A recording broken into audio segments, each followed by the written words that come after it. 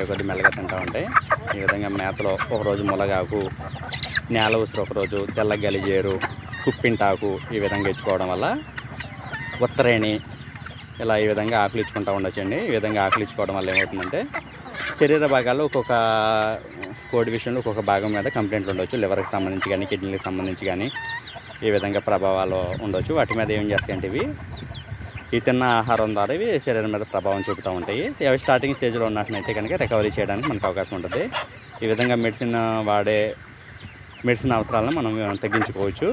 ఈ విధంగా ఆకుల ద్వారా ఒక్కొక్క రోజు వేపాకు అంటే కొద్దిగా చేదుగా ఉంటుంది కాబట్టి తక్కువ తింటాయండి. కొద్దిగా పొడి రూపంలో చేసుకుని మనం ఇచ్చుకోవచ్చు. లేకపోతే పచ్చి ఆకుల్ని చిగురులు ఉంటాయి కదా, చిగురిని చిన్న చిన్న ముక్కలు చేసి మేతలో కనపడకుండా మేతలో కప్పుకుని మేత ఎక్కువ ఉండేటట్టు ఇది ఆకులు తక్కువ ఉండేటట్టు చేసి ఇచ్చుకోవడం వల్ల మెల్లగా ఇక అలవాటైతే కనుక ఏమైనా తినేయడం మొదలెడుతూ ఉంటాయి. తోటకూర, గోంగూర, పాలకూర ఇలాంటి